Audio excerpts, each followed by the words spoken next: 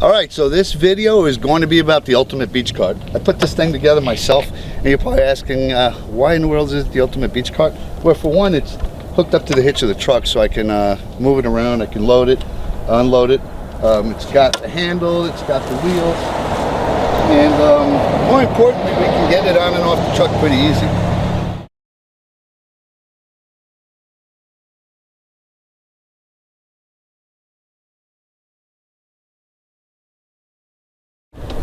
So if you want to learn how I built this, just keep watching and we'll start building it right away. So a quick word of caution.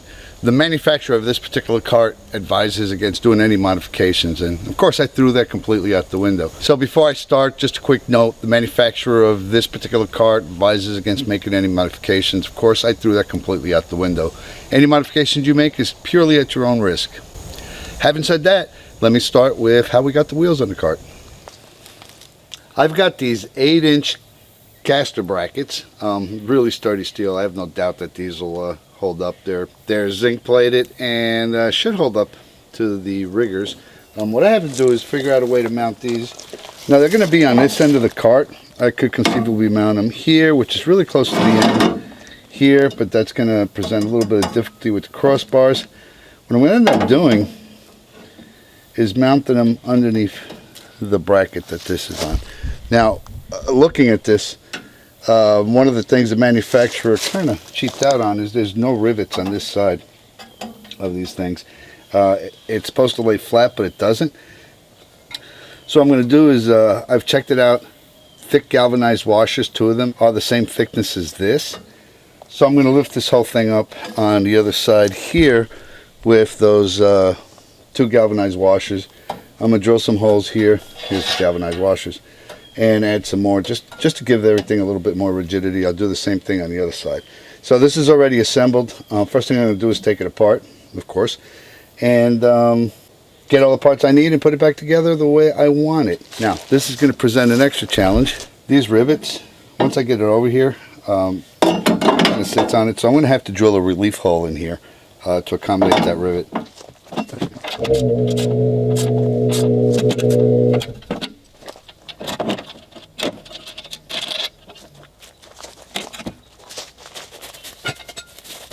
I'm going to line this up so that the hole is right on the outside edge there. You can see that right here.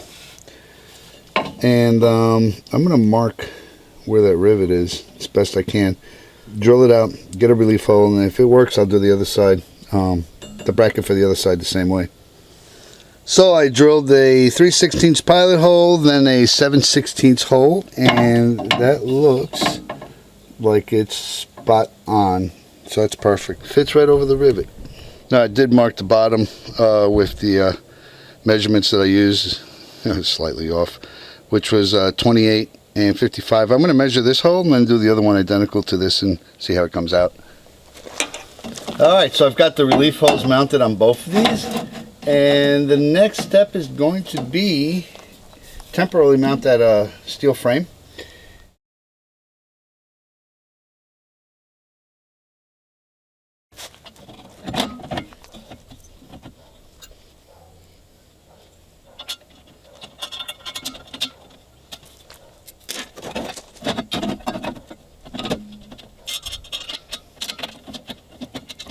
There we go.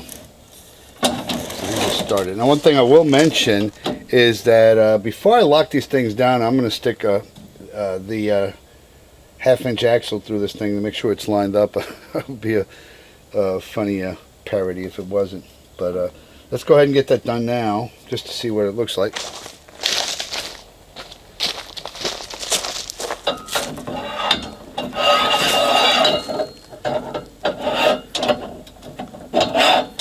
And I'll leave this in here during the rest of the attachment process. Again, just to make sure I got it lined up. Also don't want it to be canted to one direction or the other. I think it's looking pretty good right now. Alright. Let me get the rest of the hardware I need. Alright, so I've got the hardware. Let me secure the frame and the axle brackets and show you exactly how I'm going to do that. So as you can see, the side with the axle bracket, caster bracket, is lifting this up. So what we want to do is lift the other side up and then also add some additional secure points. I did notice that when this was attached to the original manufacturer's instructions, there was a gap here. So those two screws on either end were basically holding everything together, which seemed kind of weak. So I figure adding two more bolts is gonna help. So let's just get this up there for right now.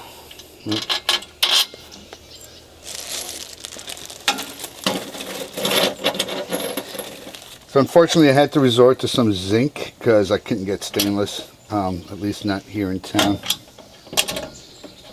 And that's gonna give me about the same amount of space as that bracket. So I'm gonna go ahead and snug these down. Not gonna make them too tight, just tight enough to hold everything together until I get everything in place.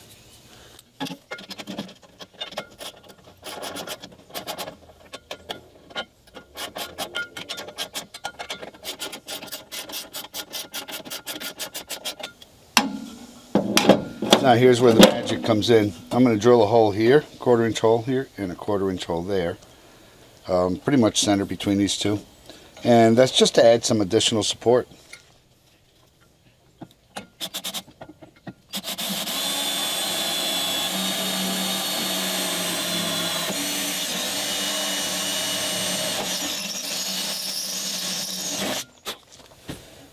So I went and picked up a 1/4 inch by 20 screws. And that's one of the issues with these types of projects is no matter how well you plan, you end up having to do something different. So let's get this guy up in here.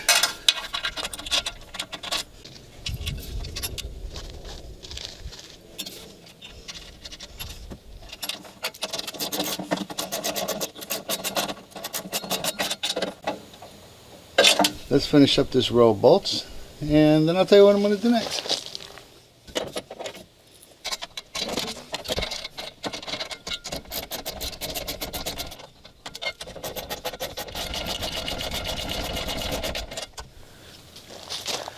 Alright, so I've got all the bolts in along this side, and what I'm going to do now is flip the thing around, get the bolts in on the other side. I'm not going to film that because it's basically repetitious. Alright, so most of this is done, with the exception of one thing. There is a gap. Let's see if we can zoom you in on this.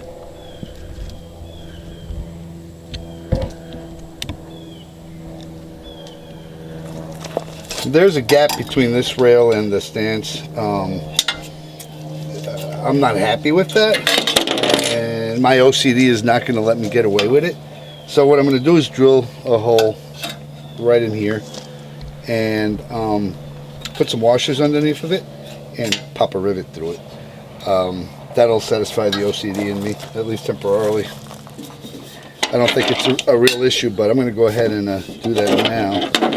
Now my rivet gun is the only limitation. I've got an extension for this drill bit, so what I got to do is drill within the confines of the rivet gun itself.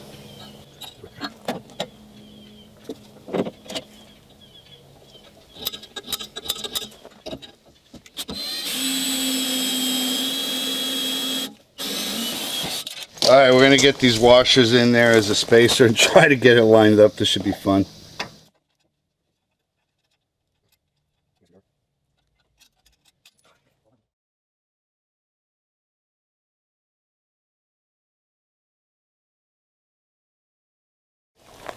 So at least it's secured firmly to that rail. It gives it a little bit of extra stability too. Alright, so the brackets are on. Let me go ahead and give you a close-up and show you exactly what I've done to get this far. Alright, so here's the one bracket, and of course I've drilled through the frame to do that. Now, I put the original bracket that came with this carrier over this, so that means I had to add some spacing. Now, one of the things that I noticed before I did that, once this was attached, there was some space already between this, even without the washers. So I didn't think it would do any harm, but I did add some additional bolts and spacers just to stiffen the whole thing up and give it a little bit of additional strength. I drilled a relief hole for the existing rivet. You can see that rivet's part of the original carrier, and because I was OCD, I drilled a hole through here, put 2 washers underneath of it. You can probably see that there, and then send a pop rivet through the whole thing. So it does add to the overall stability of this. Alright, so the next thing we're going to do is work on the axle. I've slipped this axle in place, and I've got 2 washers in here, and then you'll see what they do in a minute. But what I want to do is make sure that they're centered. So right now this is 179 millimeters, and yes, I'm using metric. Let me move this in a little bit to 180 and see if that works.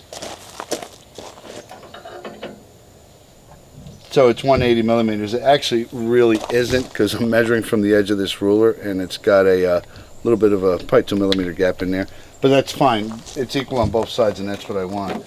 So first thing I'm going to do is just mark where they're at, just as a reference point, and then we're going to mark a drill spot for the pin that's going to hold these washers in place. The reason I'm putting these washers on the inside is twofold. First, it's going to keep the axle from sliding back and forth. Once these wheels are on, I don't want the wheels to be able to move up against the side of the carrier. So that's the main purpose of them. I could have done these on the outside, however, that's going to introduce a weak point that might bend the axle if we hit a rough spot. So I'd rather do it on the inside, because there's less stress on the axle on these inside brackets. So let me go ahead and drill these holes out, and we'll put the axle in place and see how it works. Alright, so I'm drilling these out to secure the axle in the brackets, and then I'm going to drill out holes to mount the wheels. I'm using a 36-inch, 1/2 inch zinc plated pipe, because it's a lot cheaper than stainless steel, so hopefully this will hold up. I'm going to go ahead and get this drilled out, and we can start test fitting everything.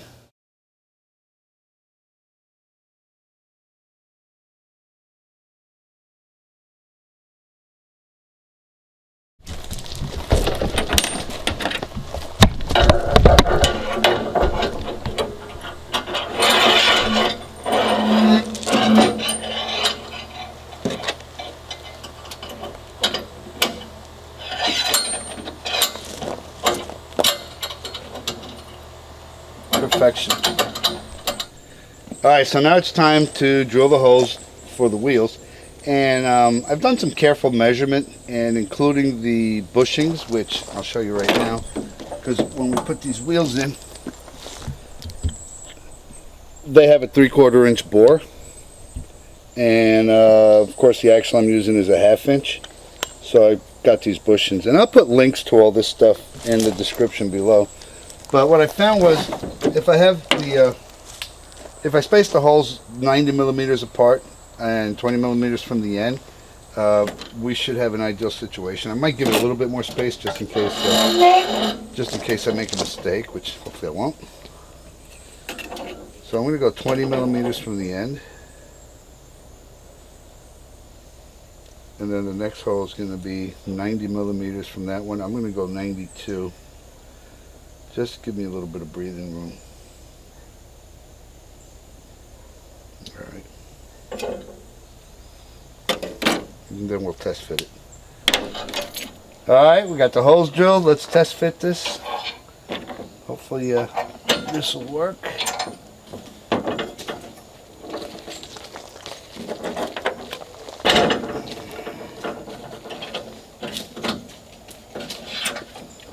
And again, these are 15-inch, basically 15 by 6 lawnmower tractors. They're made for craftsmen, but I think they're fat enough to really do well on the beach, so we'll find out.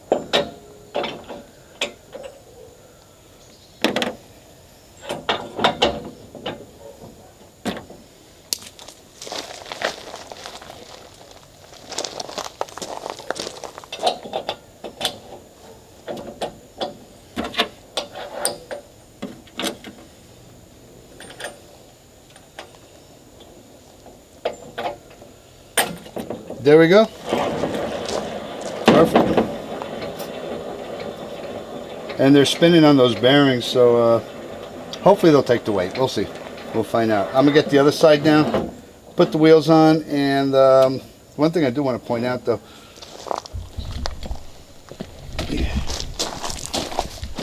I have these set up. If you notice, there's the pinhole for the axle. Hold it against that. They're about 1.5 inches away, so once this is all set up, these things might move that much, but there's no chance of the tire hitting the carrier.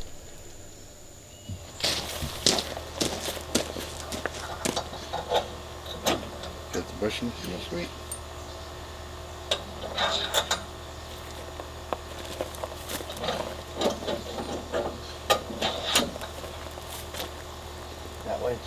So I'm using this one temporarily. This is not going to be permanent because the hub's not centered. So it is what it is. I'm not going to use this one. I got the right one on order with the centered hubs like that one. That way they're identical on both sides.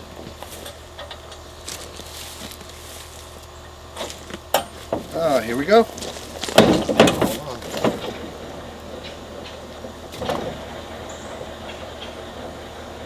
All right. Yeah, let's put it on the ground.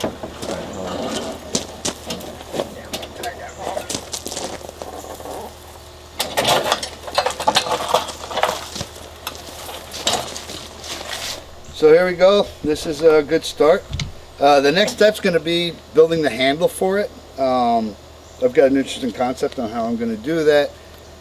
Be a handle and also kind of a footrest to when you lay it down and hold it steady. So I'm really pleased with this so far. I think this is going to go a long way on our fishing adventures. All right, so we've got the wheels on the cart, and we're going to go on to the next steps. Here's the finished product. But what I'll ask you to do, refrain from building anything. Let us get through with this build and do a test run on it, which we have, and I'll let you know how that test run went when we went to the beach. And as we go along with the series, because there'll be 3 videos in this whole series, it's just going to be too long to put it into one. At the end, we're going to give you the consensus of this first prototype and what changes we're going to make going forward. Anyway, thanks for watching. If you enjoyed this, hit share and like, and please don't forget to subscribe and hit that button right there. Thanks for watching.